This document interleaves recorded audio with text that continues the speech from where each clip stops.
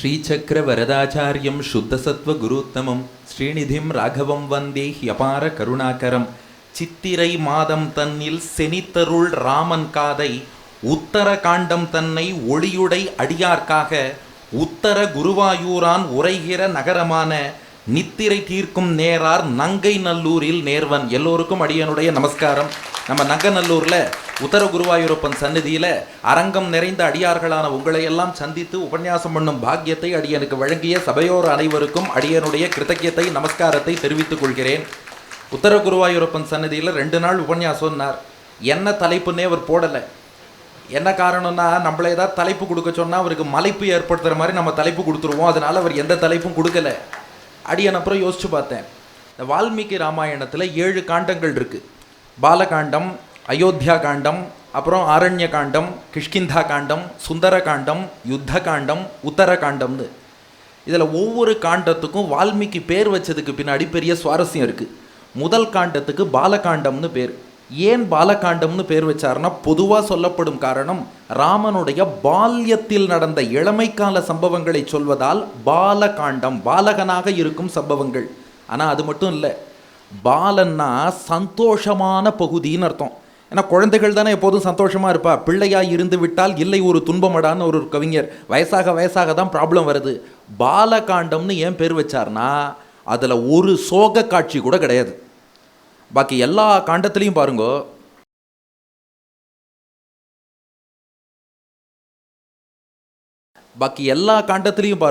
ஏதாவது ஒரு அழற காட்சி, சோக காட்சி இருக்கும்.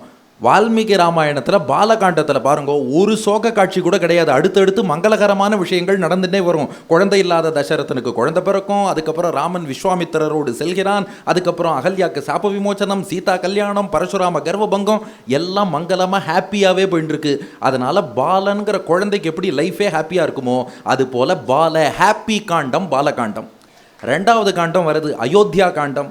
அதுக்கு ஏன் அயோத்தியா காண்டம்னு பேர் வச்சார்னா, அயோத்தியில் நடக்கும் அரசியல் நிகழ்வுகளை சொல்வது அயோத்தியா காண்டம். இது சாமானிய அர்த்தம். உள்ளர்த்தம் ஒன்று இருக்குது.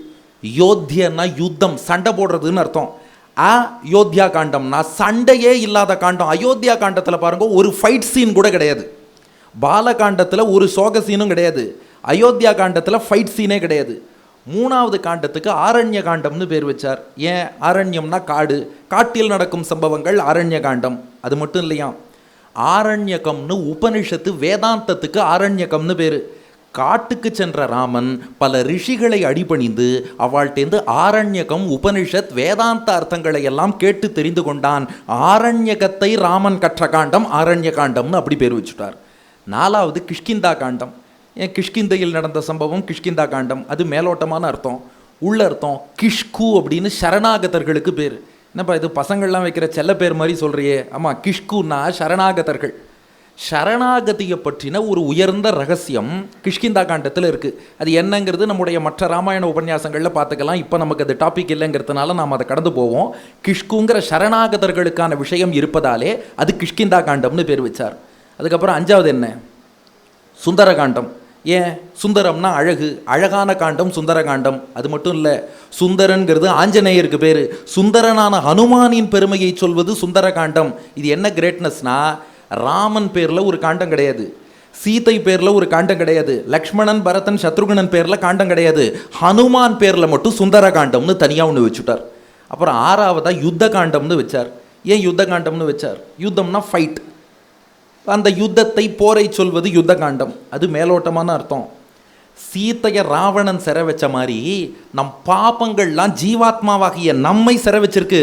ராமன் ராவணனை எதிர்த்து மட்டும் சண்டை போடலை, நம் பாபங்களை எதிர்த்தும் சண்டை போட்டு இந்த ஜீவாத்மாவை ரட்சிக்கிறான். ரட்சித்து ராமனுக்கு பட்டாபிஷேகம்னா இந்த ஜீவாத்மாவுக்கும் வைகுண்டத்தில் மோட்ச பிராப்தி கிடைக்கிறதுன்னு அர்த்தம். அப்போ நம்முடைய எதிரிகளான பாபங்களை எதிர்த்து யுத்தம் பண்ணி நம்மை ரட்சிக்கிறான். அதனால யுத்த காண்டம். இப்போ யாருக்கும் உள்ளர்த்தம் புரிஞ்சு கொடுத்தா, பாலகாண்டம்னா ஹாப்பி ஃபேஸ், அயோத்தியா காண்டம்னா சண்டையே இல்லாத பகுதி, ஆரண்ய காண்டம்னா ரிஷிகளை அடிபணிந்து வேதாந்த அர்த்தம் அறிந்து கொண்ட பகுதி, கிஷ்கிந்தா காண்டம்னா சரணாகதி தர்மத்தை உள்ளடக்கிய பகுதி, சுந்தர காண்டம்னா ஹனுமானின் பெருமை, சுந்தரனின் பெருமையை சொல்வது, யுத்த காண்டம்னா நம்முடைய பாபங்களை எதிர்த்து ராமன் யுத்தம் பண்ணி நம்மை ரட்சிப்பது.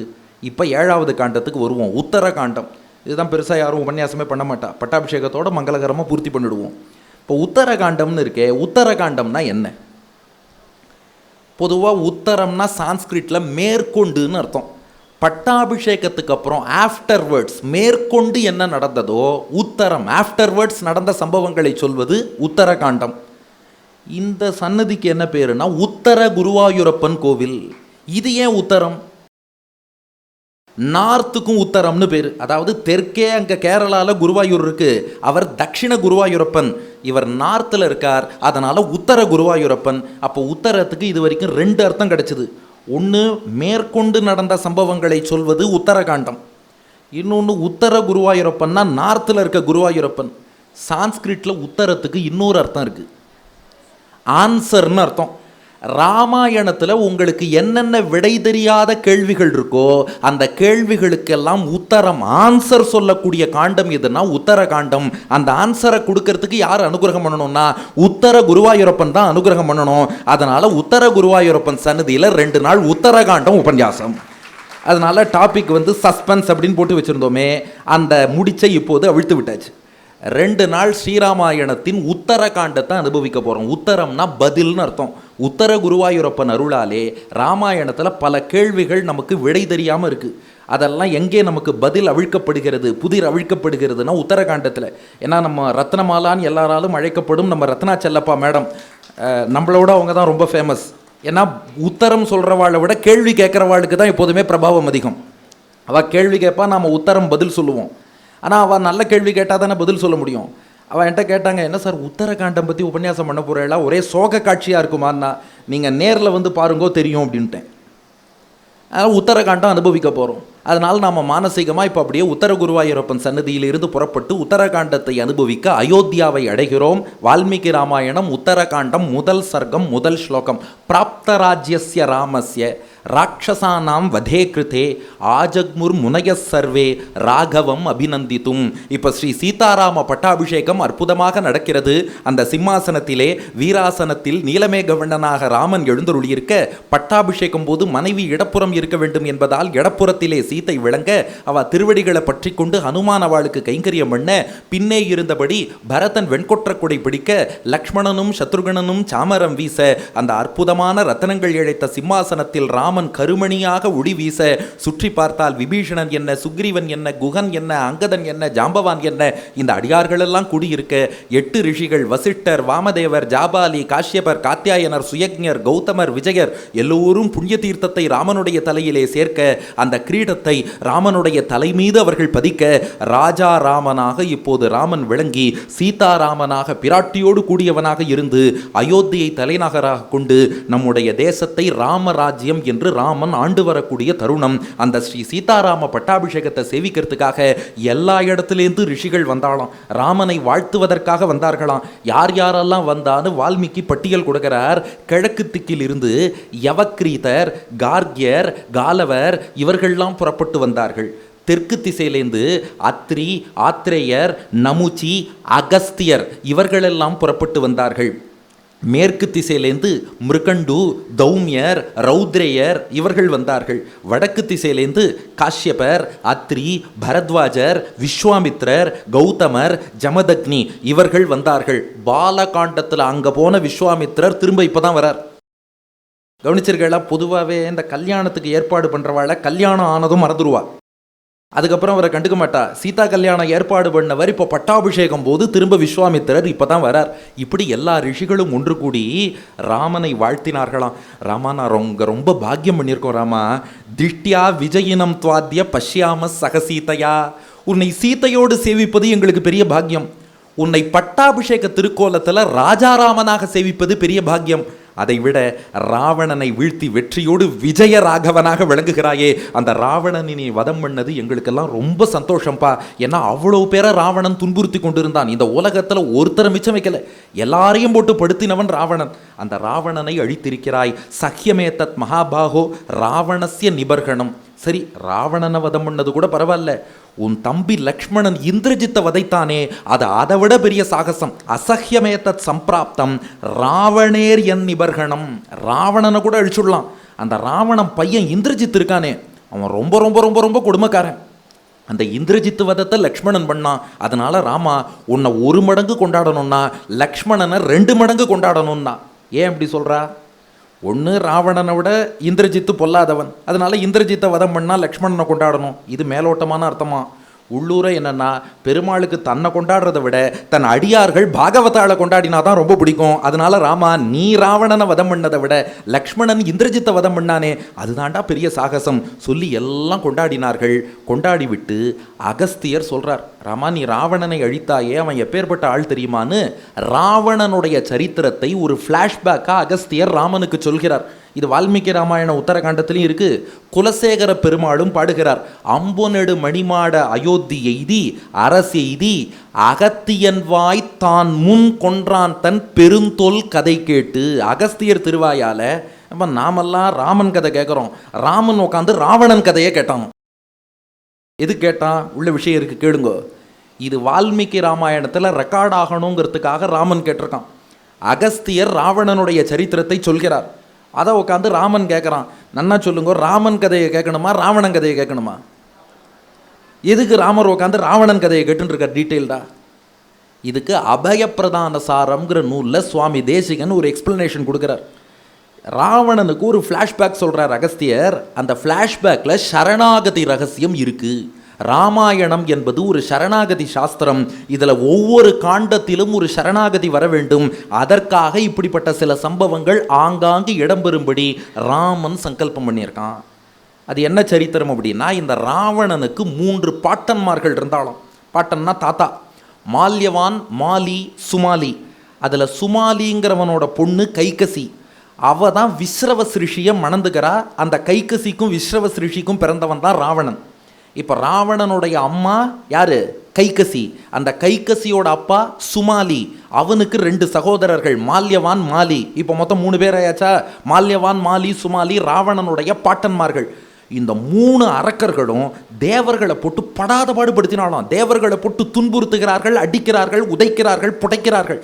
இவ தொல்லை தாங்காம தேவர்கள் போய் ஸ்ரீமன் நாராயணன்ட்ட சரணாகதி பண்றா. இத்தியேவம் தேவதைருக்தா தேவதேவோ ஜனார்தனஹா அபயம் பயதோரீணாம் தத்வா தேவான் உவாச்சஹா. தேவர்கள் சரணாகதி பண்ணி, பா இந்த மால்யவான், மாலி, சுமாலி 3 அரக்கர்களையும் நீ தான் வதம் பண்ணணும், அவ கஷ்டம் எங்களால் தாங்க முடியல, எப்படியாவது அவளை வதம் பண்ணு என்று பிரார்த்தித்தார்களாம்.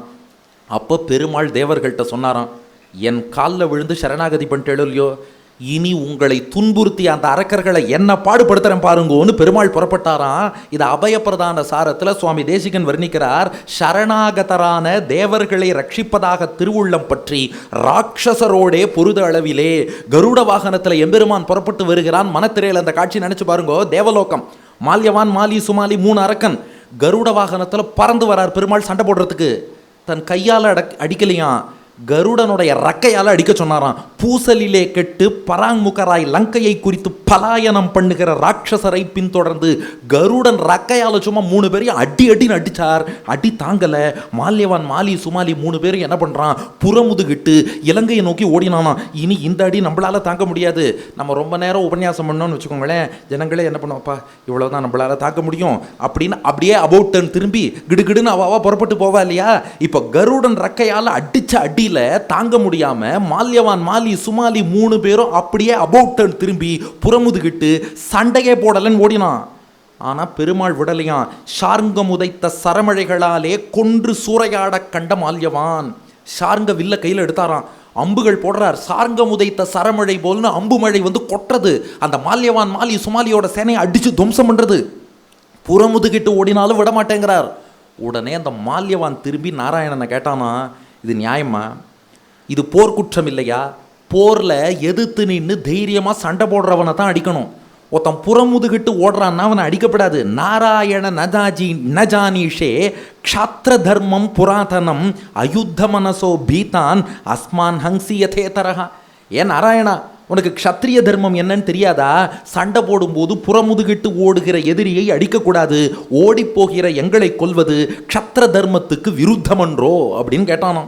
பெருமாள் சிரிச்சாராம். என்ன சொன்ன? க்ஷத்ரிய தர்மத்துக்கு விரோதமா புறமுதுகிட்டு ஓடுறவனை அடிச்சேனா? நான் க்ஷத்ரியராகிலன்றோ க்ஷத்ரிய தர்மம் அனுட்டிப்பது? நாராயணன் கேட்டானா. ஏண்டா நான் என்ன ராஜாவா? போர் தர்மம், க்ஷத்ரிய தர்மம் இதெல்லாம் அனுட்டிக்க என்ன ராஜான்னு நினைச்சியா?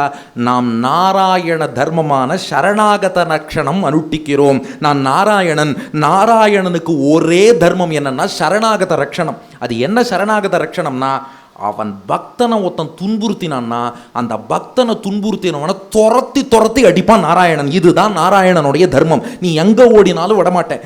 என் காலில் விழுந்து ஒருத்தன் சரணாகதின்னு சொல்லிட்டான்னா, இந்த சரணாகதி பெருமை உத்தரகாண்டத்திலையும் வரணும் இல்லையோ, அதுக்கு தான் அகஸ்தியர் திருவாயால இந்த ஃப்ளாஷ்பேக். பெருமாள் சொல்றார் தன் வாயால, என் காலில் விழுந்து ஒருத்தன் மட்டும் சரணாகதி பண்ணிட்டான்னா அந்த சரணாகதி செய்தவனை யாரெல்லாம் துன்புறுத்துகிறார்களோ அந்த துன்புறுத்தும் நபர்களை எவ்வளவு தூரம் ஓடினாலும் புறமுதுகிட்டு ஓடினாலும் துரத்தி விரட்டி அடிப்பேன். இதுதான் நாராயண தர்மம். யுஷ்மத்தோ பயபீதானாம் தேவானாம் வை மயாபயம் ராட்சசோத்சாதனம் தத்தம் ததேதத் அனுபால்யதே பிராணைரபி பிரியம் காரியம் தேவானாம் ஹி சதாமயா சோகம் வோ நிகனிஷ்யாமி ரசாதல கதானபி. ஏய், இலங்கைக்கு ஓடினா மட்டும் உங்களை விட்டுடுவேன்னு நினைக்காதீங்க. நீங்க ரசாத்தல லோகத்துக்கு, பூமிக்கு கீழே அத்தல வித்தல சுத்தல தலாத்தல மகாத்தல ரசாத்தல லோகம் வரைக்கும் போனாலும் உங்களை விடமாட்டேன். ஏன்னா என் பக்தர்களான தேவர்கள் மீது நீங்கள் கை வைத்து விட்டீர்கள். என்கிட்ட சரணாகதி செய்த தேவர்கள் மீது கை வைத்து விட்டீர்கள். இனி கை வச்சுட்டேன்னா உன்னை எவ்வளோ தூரம் போனாலும் துரத்தி அடிக்காம விடமாட்டேன். அடியனுக்கு ஒரு ஹேபிட் உண்டு. இந்த குறுக்க போறவாழ உபன்யாசம் முடிக்கிற வரைக்கும் கிண்டல் பண்ணிட்டே இருப்பேன். இதோ பாருங்க, இப்படி குறுக்க போனா பாருங்கன்னு உபன்யாசம் முடிக்கிற வரைக்கும் அவளை விடாம எப்படி கிண்டல் பண்ணுவேனோ, அதுபோல நீ எங்க ஓடினாலும் என் பக்தன்ட்ட அபச்சாரப்பட்டேன்னா உன்னை துரத்தி தான் அடிப்பேன். அதுக்கு நாராயணன் உதாரணம் சொல்றான். நாம் தேவர்களுக்கு பண்ணின அபயப்பிரதானத்தாலே பசுக்களுக்காக புலிகளை தொடர்ந்து கொல்லும் கணக்கிலே உங்களை கொல்கிறோம். இதுக்கு ஒரு உதாரணம் பாருங்க. ஒரு பசு கூட்டம் நிலத்தை மேய்ஞ்சின்னு இருக்கு. ஒரு புலி கூட்டம் அந்த பசுமாடுகளை தாக்க வர்றது. நம்ம என்ன பண்ணுவோம்? பசுமாட்டை புலிகிட்டேருந்து காப்பாற்றணும். அதுக்காக அந்த புலியை அடித்து விரட்டுவோம். புலி என்ன பண்ணும்? பயந்துதுன்னா புறமுதுகிட்டு தான் ஓடும்.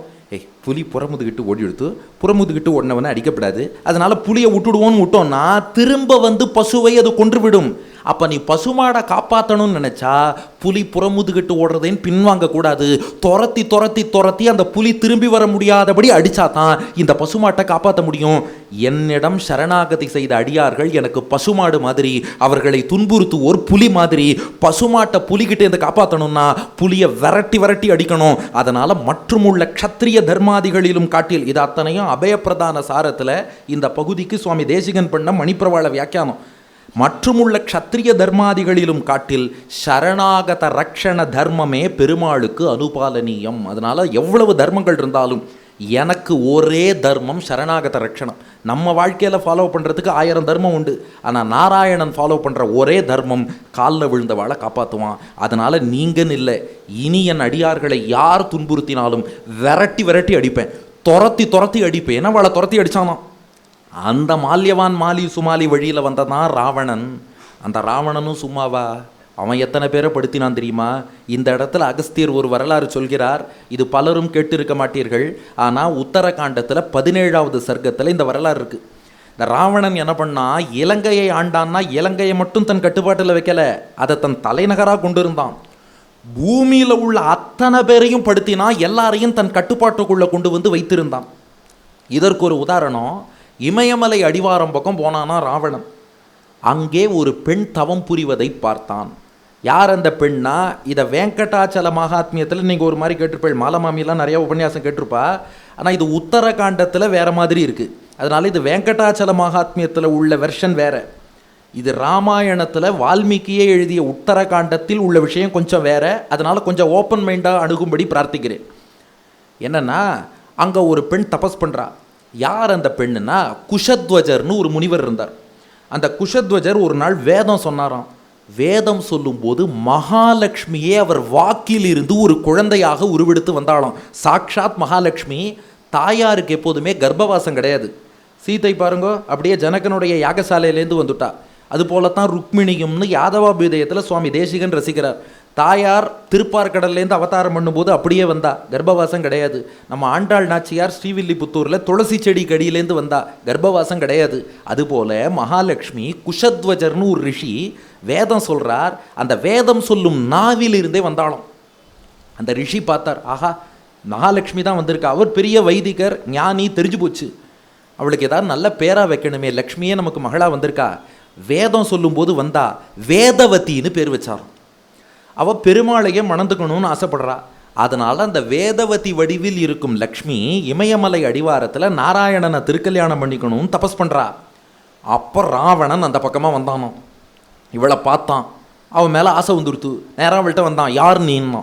அவள் சொன்னா, என் பேர் வேதவதி, நான் குஷத்வஜருடைய மகள், நாராயணனை மணந்து கொள்வதற்காக தபஸ் புரிகிறேன்னா. சிச்சி, என்ன பெரிய நாராயணன், என்னுடைய பலம் என்ன, என்னுடைய சக்தி என்ன, என்னுடைய ஆளுமை என்ன, சி என்னை விட்டுட்டு நாராயணனா இங்கே வா, என்னை கல்யாணம் பண்ணிக்கோன்னு அவன் கூந்தலை பிடிச்சி இழுத்துட்டான்.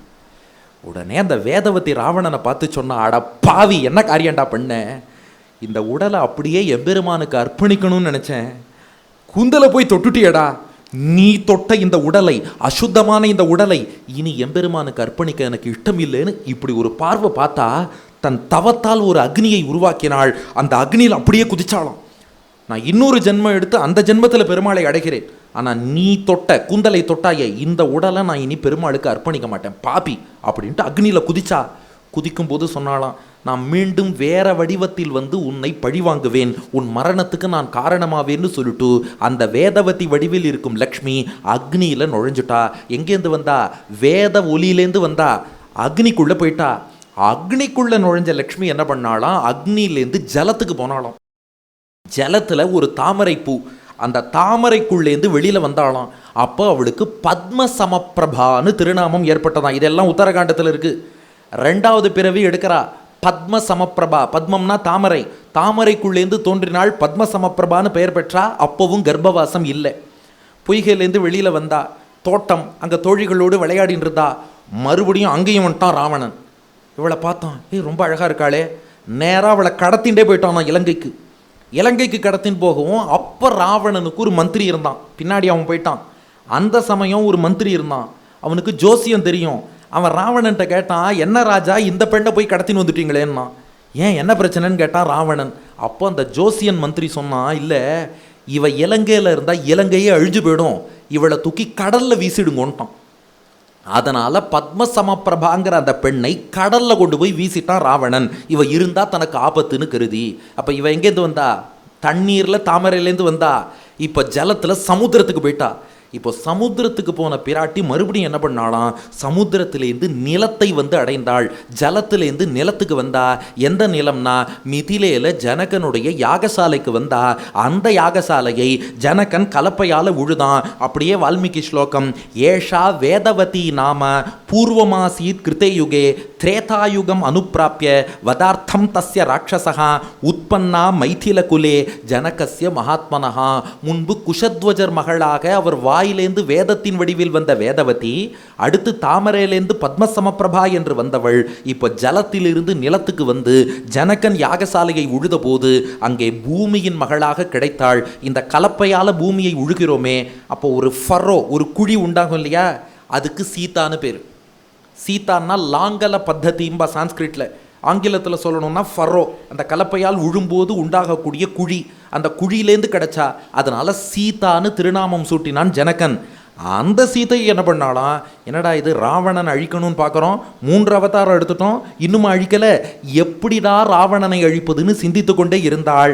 ராவணன் இவளை அபகரித்து அசோகவனத்தில் சிறை வைக்க அதை சாக்கா வச்சு ராமன் ராவணனை வதம் பண்ணா. இந்த இடத்துல அகஸ்தியர் சொன்ன ரகசியம் என்னென்னா, நாம் எல்லாரும் என்ன நினச்சிட்டு இருக்கோம், ராவணன் சீதையை சிறைபிடித்து கொண்டு போய் இலங்கையிலே அசோகவனத்தில் சிறை வைத்தான். அதுதான் இல்லை, சீதை தான் ராவணனுக்கு ஸ்கெட்ச் போட்டு தானா இலங்கையிலே அங்கே போய் சிறையிருந்தாள். ஏன் போய் சிறையிருந்தான்னா, ராவணன் பல தேவலோக பெண்களை எல்லாம் அங்கே சிறை வச்சிருக்கானோ. சுவாமி பிள்ளலோகாச்சாரியார் சாதிக்கிறார், ஸ்ரீராமாயணம் என்பது சிறையிருந்தவள் ஏற்றம். சீதை ஏன் சிறை இருந்தான்னா, பல தேவலோக பெண்களை ராவணன் சிறை வச்சிருக்கான். தாயார் பெருமாள்கிட்ட சொல்லிகிட்டே இருக்காதோ, பாருங்க இத்தனை தேவலோக பெண்களை ராவணன் சிறை வச்சிருக்கான், மீட்க மாட்டேளான்னா. பண்ணுறேன் இவர் கொஞ்சம் ஸ்லோவாக தான் இருக்கார். நிறைய வீட்டில் பாருங்க, மனைவி கணவன்கிட்ட சொல்லிகிட்டே இருப்பார், பண்ணுங்கோன்னா ஹஸ்பண்ட் ஸ்லோவாக தான் இருப்பார். அதனால சீத்தை தாயார் லக்ஷ்மி என்ன பண்ணாலாம், இவர் சீக்கிரமா தேவலோக பெண்களை மீட்க ஒரே ஒரு வழிதான் இருக்கு, நாம போய் அங்க சிறை இருந்துட்டோம்னா நம்மளை மீட்கிறத சாக்கா வச்சுன்னு இவர் ராவணனை வதம் பண்ணுவார், வதம் பண்ணி நம்மளை மீட்டுட்டா கூடவே இருக்கிற அந்த தேவலோக பெண்கள் சிறை இருக்கிறவாளும் வெளியில வருவா இல்லையா, அப்போ சிறை இருக்கும் மற்றவரை விடுவிக்கணுங்கிறதுக்காக தானே வாலண்டரியா அந்த சிறைக்குள் போனாள். அதனாலதான் ராமாயணம் என்பது சிறை இருந்தவள் ஏற்றம். காவியம் ராமாயணம் கிருஷ்ணம் சீதாயா சரிதம் மகத்துன்னு வால்மீகியோட ஸ்லோகம். பராசர பட்டர் ஸ்ரீமத் ராமாயணம் அபிபரம் பிராணிதி த்வச்சரித்ரே, ராமாயணம் முழுக்க சீதையின் சரித்திரம் தர். எப்படின்னா, ஆமா சீத்தை செய்த தியாகம். அதாவது நாம என்ன நினைச்சுட்டு இருக்கோம், ராவணன்ட்ட சீத்தை மாட்டின்டா, இல்ல சீத்தை கிட்ட தான் ராவணன் மாட்டின்ட்டான். அவ 3 அவதாரமாக பிளான் பண்ணி எப்படியாவது இவன் அழிக்கணுங்கிறதுக்காக இதை அகஸ்தியர் சொல்லி ராமன்ட்ட சொல்றார், ராமா ராவண வதம் பண்ணன்னு உன்னை கொண்டாடுறோம், இந்திரஜித்த வதம் பண்ணான்னு லக்ஷ்மணனை கொண்டாடுறோம், ஆனால் ராவண வதத்துக்காக நீ எடுத்த அவதாரம் 1, எங்கள் தாயார் எடுத்த அவதாரம் 3. முதல்ல வேதவதி, அடுத்து பத்ம சமப்பிரபா, அடுத்து சீதா, 3 வடிவம் எடுத்து ராவண வதத்தை அவ நிறைவேற்றிட்டா. இன்னும் ஞாபகம் வச்சுக்கிறாப்புல சொல்லணும்னா, சில சமயம் உபன்யாசம் பண்ண வரும்போது சொல்லுவா, ஒரு உபன்யாசகர் மாட்டியிருக்கார், என்ன சொல்கிறார் பார்ப்போன்னு. 1/2 hour ஆனால் தான் தெரியும், உபன்யாசகர் நம்மக்கிட்ட மாட்டிக்கல, நாம தான் உபன்யாசகர்கிட்ட மாட்டின்ட்டோம். இவர் 8:30 முடிப்பாரோ 8:45 முடிப்பாரோ. அதுபோல ராவணன்ட்ட சீத்தை மாட்டிக்கல, சீத்தை கிட்ட தான் ராவணன் மாட்டின்ட்டான். அவனை வதம் பண்ணணும்னு தாயார் திருவுள்ளம் கொண்டா. தாயார் வதம் பண்ண நினைப்பாளான்னா, அப்படி இல்லை, இவன் எல்லாரையும் ரொம்ப பாதிக்கிறான், இவன் எத்தனையோ பேருக்கு தீங்கிழைக்கிறான், அந்த எல்லா குழந்தைகளையும் காப்பாற்றணும்னா இந்த ஒருத்தனை அழிப்பதை தவிர வேறு வழி கிடையாது. அதனால தாயாருடைய திருவுள்ளம், அவளுடைய திட்டத்தை அவள் நிறைவேற்றி இருக்கிறாள்னு இத்தனையும் சொல்லிட்டு அகஸ்தியர் ராமனிடம் விடைபெறுகிறார். இப்போ ராமன் அகஸ்தியரை பார்த்து சொல்கிறான், பாருங்கோ, சர்வேஸ்வரனாக இருந்தாலும் ரிஷிகளை ராமன் அப்படி கௌரவிப்பான். அவரை பார்த்து சொல்கிறான், அகஸ்தியர் இத்தனை வரலாறு சொல்கிறார், கூட பல ரிஷிகளும் கூடியிருந்தார்கள். அவளை பார்த்து சொல்கிறான், அனுகிரகீத பித்ருபிகி பவிஷ்யாமி சுநிர்விருத்தகா, மகான்களான நீங்கள்லாம் ஆசீர்வாதம் பண்ணதுனால அடியன் மட்டும் இல்லை, எங்கள் பித்திருக்கள்லாம் ரொம்ப சந்தோஷப்பட்டிருப்பா. எங்கள் பித்திருக்களின் ஆசீர்வாதமும் மகான்களான உங்கள் தரிசனத்தால் அடியனுக்கு கிடைத்தது. தது ஆகந்தவ்யம் அனிஷம் பவத்பீரிக சங்கதைகி, நீங்கள்லாம் அடிக்கடி இங்கே எழுந்துருளணும், ஏதோ பட்டாபிஷேகத்துக்கு வந்தோம் போனோன்னு இல்லை, அடிக்கடி இங்கே பொன்னடி சாத்தி அடியனை அனுகிரகிக்கணும். ததோஸ்தம் பாஸ்கரே யாத்தே விசிருஜ்ய நிருபவானரான். இப்போ மாலை பொழுது வந்தது, ரிஷிகள் எல்லாம் புறப்பட்டு சென்றார்கள்.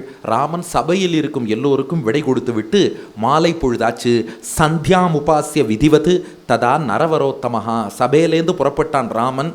மாலை செய்ய வேண்டிய சந்தியாவந்தனத்தை, ராஜாக்களும் சந்தியாவந்தனம் பண்ணணும், சந்தியாவந்தனம் பண்ணிட்டு பிரவருத்தாயாம் ரஜன்யாம் தூ சோந்தப் புரச்சரோ பவத்து. அதுக்கப்புறம் இரவு பொழுது வந்தது, அந்த புறத்துக்கு வந்தான், சீதாதேவியோடு சயனித்தான். பெருமாளும் தாயாரும் திவ்ய தம்பதியாக இரவு அந்த புறத்திலே ஆனந்தமாக எழுந்தருளி இருந்தார்கள். இப்படி அந்த இரவு பொழுது கழிந்தது. மறுநாள் காலை பொழுது விடியறது. காலை பொழுது விடியும் போது வந்திகள்னு சொல்லக்கூடிய பாடகர்கள் ராமனுக்கு சுப்பிரபாதம் பாட வாசலிலே கூடினார்கள். இது ஒரு ராஜோபச்சாரம். இது ராமாயணத்தில் விசேஷம் பாருங்க. பாலகாண்டத்தில் ஒரு சுப்பிரபாதம் உண்டு. கௌசல்யா சுப்ரஜா ராமான்னு விஸ்வாமித்திரர் பாடினது அது எல்லாருக்கும் தெரியும். உத்தரகாண்டத்திலும் ஒரு சுப்பிரபாதம் இருக்கிறது. இப்போ ராஜாராமன் ராஜாவாக இருந்து ஆட்சி பண்ணுறான். ராஜாவுக்கு பண்ண வேண்டிய ராஜ உபச்சாரத்தில் முக்கியமானது என்னென்னா, கார்த்தால ராஜாவோட அரைவாசலில் போய் நின்று உனக்கு சுப்பிரபாதம் நல்விடிவாகுகன்னு சொல்லி வந்திகள் பாடகர்கள் பாடணுமா. நம்ம யார் வாத்திலையா தங்கினோன்னா ராஜ உபச்சாரம் நடந்ததுங்கிறோம் பாருங்க. அந்த ராஜ உபச்சாரத்தில் முக்கியமான அங்கம் கார்த்தால குட் மார்னிங் சுப்பிரபாதம்ங்கிறது. நான் இன்றைக்கி அதெல்லாம் ஒத்துக்க மாட்டேன். கார்த்தால காஃபி கொடுத்தா ராஜ உபச்சாரம், அது கொடுக்கலன்னா இல்லைம்பா. அது அப்புறம் இந்த சுப்பிரபாதம்னாலே குட் மார்னிங்னு தான் அர்த்தம். பிரபாத்தம்னா மார்னிங் காலை, சூனா நல்ல, சுப்பிரபாதம்னா நல்விடிவு நல்ல காலை, அதாவது குட் மார்னிங்னு அர்த்தம்.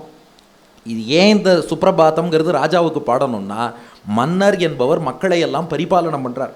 அதனால் அவர் ஏதோ தூங்கினார் தானாக எழுந்துனார்னு இல்லாமல் அவருக்கு ஒரு தேங்க்ஸ் கிவிங், நன்றி தெரிவிக்கும் விதமாக, ராஜா நாட்டையெல்லாம் தர்மப்படி நீ ஆட்சி பண்ணுற, உன்னால தான் நாட்டில் தர்மம் மக்களுடைய க்ஷேமம் எல்லாம் நிலைத்திருக்கு, உனக்கு நல்விடிவாகட்டும்னு அந்த மன்னனை வாழ்த்தணுமா. இது எங்கே இருக்குன்னா, திருப்பள்ளி எழுச்சி தொண்டரடிப்புடி ஆழ்வார் பாடினார் இல்லையா, அதுக்கான தனியன் தமேவ மத்வா பரவாசுதேவம் ரங்கேஷயம் ராஜவதர்கணீயம். ராஜவத்துனா ராஜா போல, அர்கணீயம்னா உபச்சாரம். ராஜாக்களுக்கெல்லாம் சுப்பிரபாதம் பாடி உபன்யாசம் இப்படியெல்லாம் அவருக்கு உபச்சாரம் பண்ணுறா, ராஜாதி ராஜாவா எங்கள் ரங்கராஜன் பள்ளி கொண்டு இருக்கிறான், அவனுக்கு இந்த உபச்சாரம் பண்ண வேண்டாமான்னு தொண்டரடி பொடியாழ்வார் ரங்கேசயம் ராஜவதர்கணீயம்னு இந்த ராஜ உபச்சாரமாக அங்கே பண்ணாருன்னு பார்க்குறோம். ஆக இப்போ ராமனுக்கு வந்திகள் சுப்பிரபாதம் பாடுறாளாம். மனக்கண்களை திறந்துக்கோங்கோ. அயோத்தியாவில் அந்தப்புறம் அங்கே பிராட்டியோடு கூடிய பெருமாள். இந்த சுப்பிரபாதம் ஏன் விசேஷம்னா, விஸ்வாமித்திரர் பாடும்போது பிராட்டி பக்கத்தில் இல்லை, இப்போ வந்திகள் பாடும்போது சீதாராமர்கள் இணைந்து பள்ளி கொண்டிருக்கிறார்கள். அவ சுப்பிரபாதம் பாடுறாளாம்.